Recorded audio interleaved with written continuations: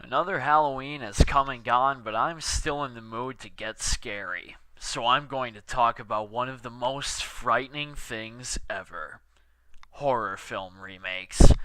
In this day and age, it seems like every horror movie that was successful in its time is being revamped and reimagined and re-whatever for the modern crowd. Whether it be to reboot a franchise or just to grab some fast cash, no horror film is safe, which is why the idea of a Halloween remake has never appealed to me. For those of you that don't know, John Carpenter's 1978 classic Halloween is my favorite horror film. In fact, I've talked about it every autumn for the past 3 years. The pacing, the writing, the music, all of it is sheer slasher movie perfection.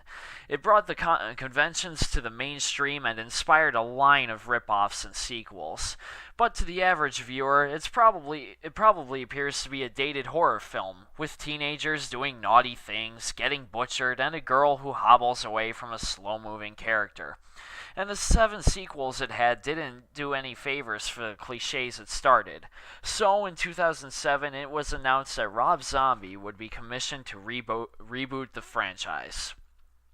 Rob Zombie's rise to fame began when he was part of the hard metal band White Zombie, and he started a solo career. He found writing and directorial fame when he made House of a Thousand Corpses and its sequel, The Devil's Rejects, both horror fan favorites, well known for their gritty violence and bloodshed.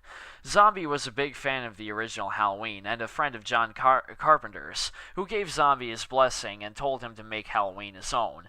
So what we get is a gruesome retelling of the original story accompanied with a pseudo-prequel showing more of Michael Myers' childhood.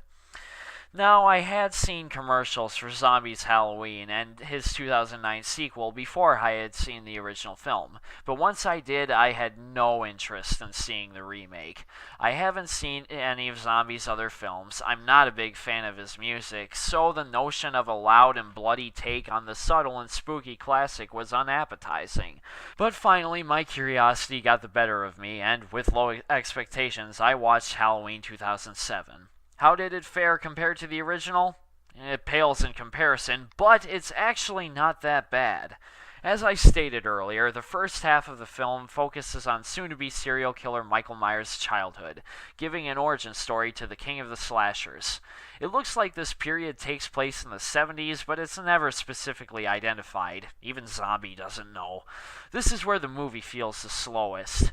We quickly learn that Mikey is troubled because he was brought up in a dysfunctional family and is bullied at school, which is such a cliched and uninteresting concept that it's almost laughable. Plus, it never really connects back to why Michael suddenly starts killing people. What was the catalyst? Why did he all of a sudden think it would be more fun to kill people versus stray animals? It's a bland concept that doesn't amount to a whole lot. In the original, the film simply starts off with young Michael killing his older sister Judith, then snaps ahead to the present day. In the remake, we see much more. We see Michael murder a bully for taunting him about his stripper mother, followed by the murders of not only Judith, but her sleazy boyfriend and Michael's drunken stepfather. After that, we meet Dr. Samuel Loomis, and Michael is admitted into a sanitarium, where he slowly slumps into a catatonic state and murders a bitchy nurse with a fork. We're not only halfway through the film, and young Michael has already racked up a body count higher than the original. I like the scenes in the sanitarium, which can be unnerving and heart-wrenching. You partially sympathize with Michael because, well, he's only 10 for God's sakes. But you also feel tense as he slowly descends into a madness of his creation, which he funnels into the crafting of papier-mâché masks.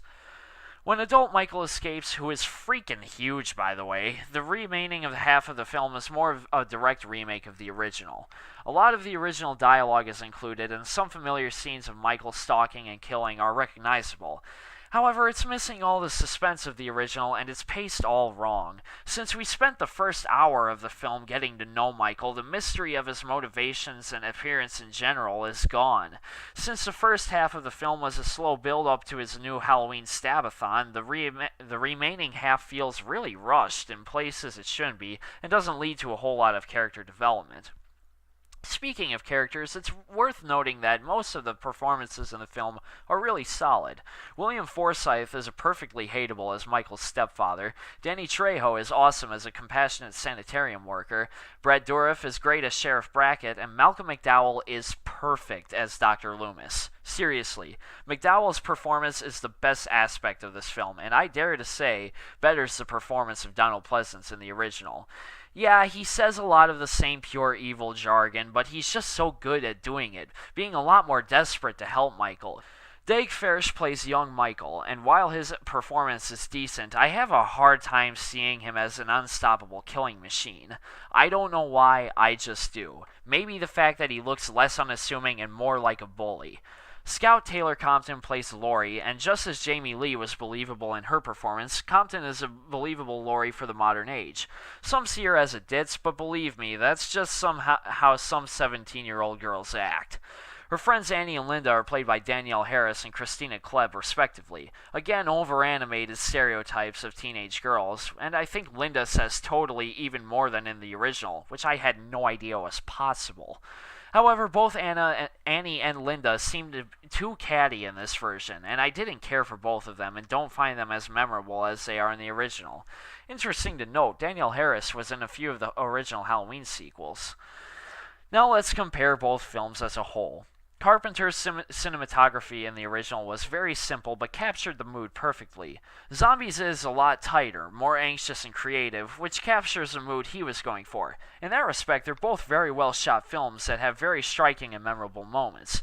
Carpenter did a good job setting up the mythology, but he didn't know it would inspire a franchise at the time. Zombie uses the franchise to his advantage and expands upon the connection between Michael and Laurie and even gives a new meaning to Michael's iconic mask, which I should use this time to mention is the best looking Michael mask since the original film. But what about tone? Well, when the second line of dialogue in the remake had about 13 F-words in it, I knew I wasn't in Kansas anymore. As I suspected, Zombie delivers a more vulgar, brutal, gritty, and raw take on the tale. The final chase between Laurie and Michael is tight and jarring, leaving you breathless by the finish. There's far more bloodshed, a whole lot of TNA, and some pretty obscene dialogue. The original was so subtle, not showing a whole lot of gore and relying heavily on atmosphere and suspense. Going into the remake, you need to change your frame of mind completely. Some see this as distracting, but I actually didn't mind. The same way I enjoyed Evil Dead 2013, I realized that Zombie was trying to make his own image, so the movie can hold up on its own. Do I prefer the tougher zombie tone? Absolutely not, but I do appreciate it for what it's worth.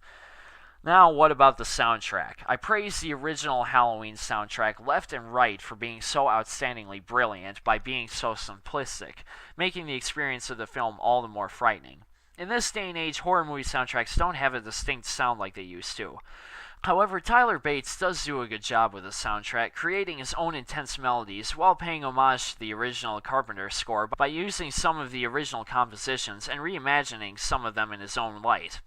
On top of that, Zombie added a whole lot of great classic rock, including Blue Oyster Cult's Don't Fear the Reaper, which was featured in the original briefly. The 2007 soundtrack is worth checking out.